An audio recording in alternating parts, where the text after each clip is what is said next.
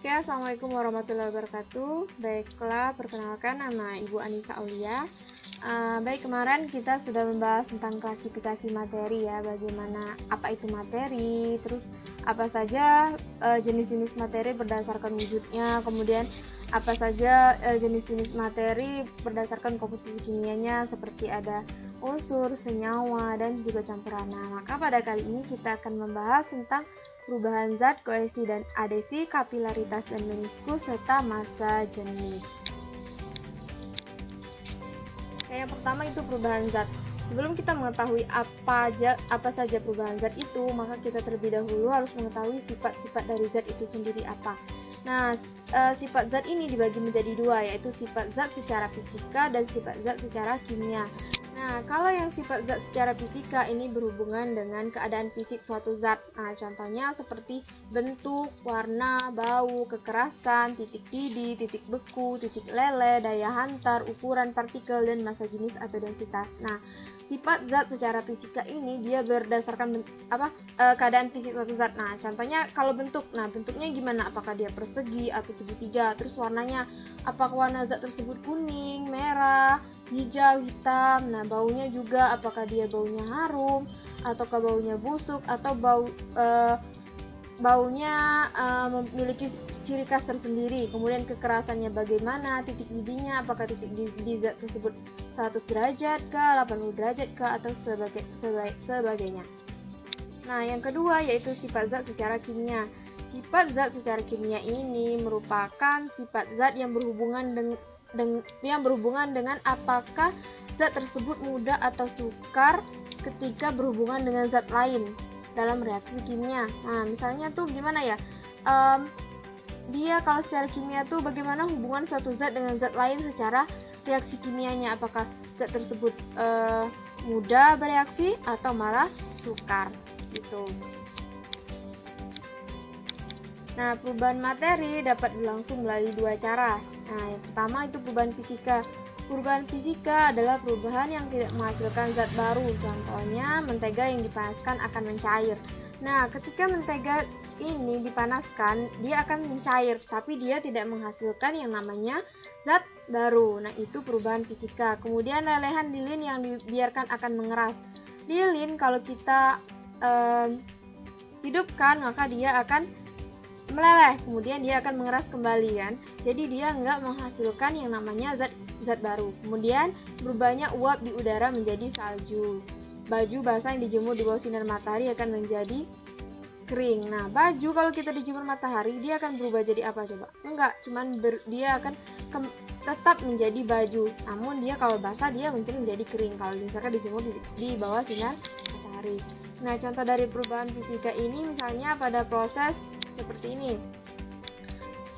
Pada penguapan dari cair ke gas, pada proses penguapan, pada proses pengembunan dari gas menjadi cair, pada proses membeku dari cair ke padat, mencair dari padat ke cair, menyublim dari padat menjadi gas, kemudian dari gas menjadi padat di deposisi.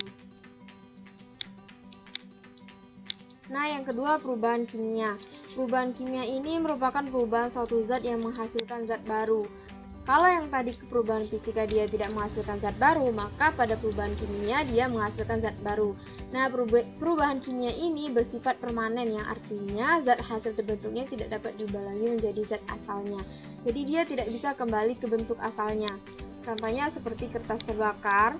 Kertas kalau kita sudah bakar, nggak bisa dia balik lagi jadi kertas, pasti dia jadi abu. Nah, abu itu yang dinamakan dengan zat baru yang dihasilkan dari perubahan kimia ini tadi. Petasan meledak sama-sama kertas terbakar.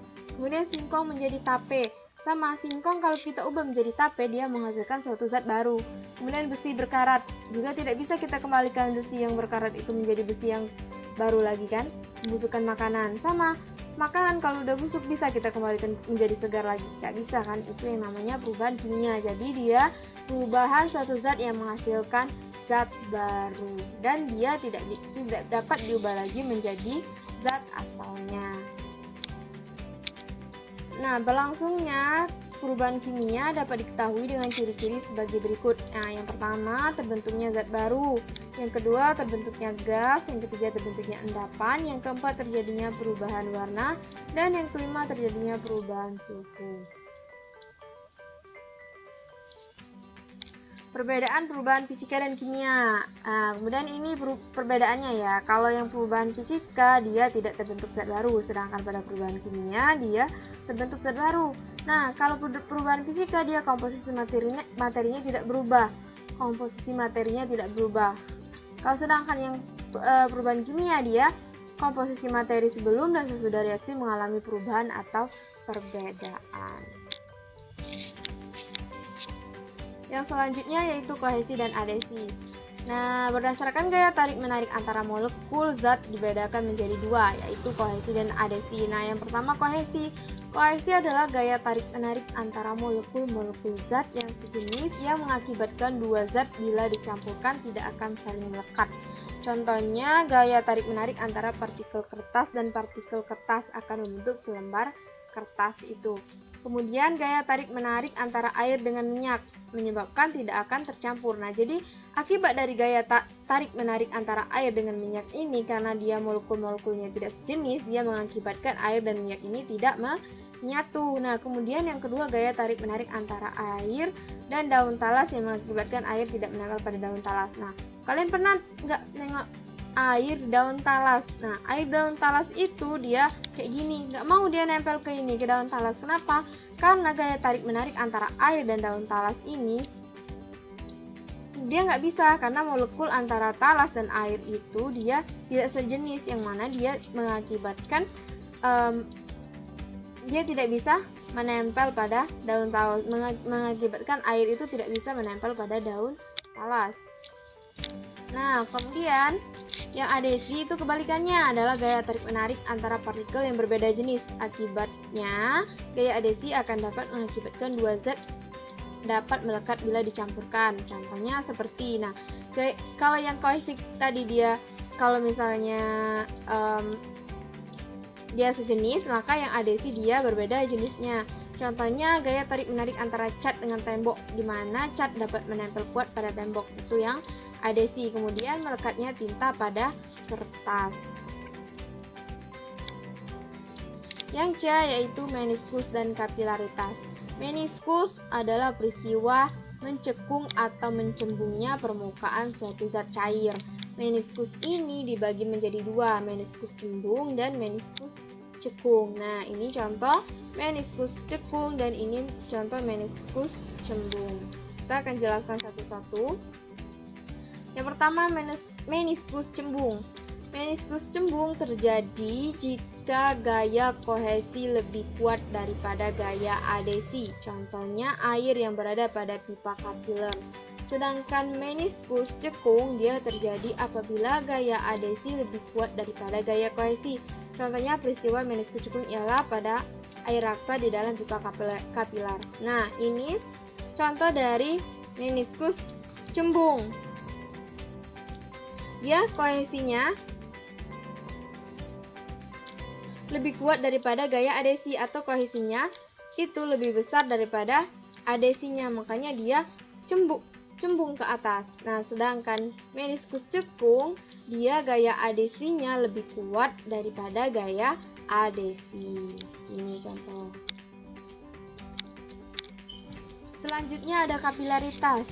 Kapilaritas atau disebut juga dengan gaya kapiler adalah gejala atau peristiwa meresapnya zat air melalui celah-celah sempit atau pipa kapiler. Contohnya seperti naiknya minyak pada sumbu kompor sehingga kompor dapat menyala. Kemudian naiknya minyak tanah pada sumber lampu tempel sehingga lampu itu menyala. Naiknya air tanah melalui akar dengan pembuluh tumbuhan. Kemudian air menggenang dapat diserap dengan kain pel, spons, atau kertas isap. Nah, jadi peristiwa naiknya air dari akar ke batang dan ke daun itu dinamakan, termasuk juga dengan peristiwa kapilaritas. Yang D yaitu massa jenis. Nah, massa jenis atau densitas adalah kerapatan massa suatu benda yang dinyatakan dalam berat benda tiap satuan volume benda tersebut. Nah, besaran massa jenis dapat membantu menjelaskan mengapa benda yang berukuran sama dapat memiliki berat yang berbeda. Kemudian ada 3 peristiwa yang berhubungan dengan besar atau kecilnya massa jenis dalam air. Yang pertama itu terapung. Terapung itu bisa terjadi jika massa jenis benda itu lebih kecil daripada massa jenis air.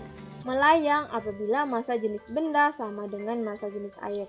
Dan tenggelam itu massa jenis benda lebih besar dari massa jenis air.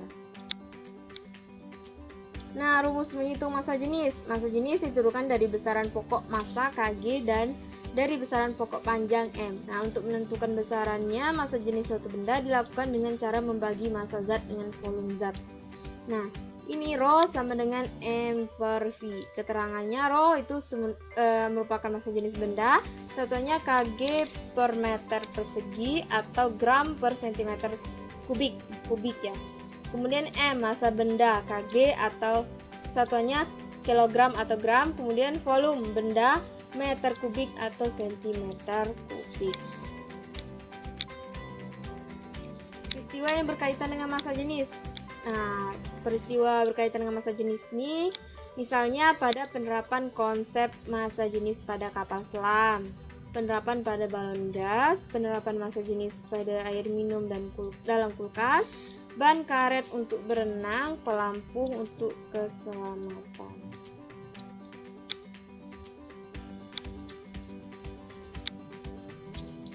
Oke, thank you. Baiklah, itulah tadi pembelajaran kita pada hari ini.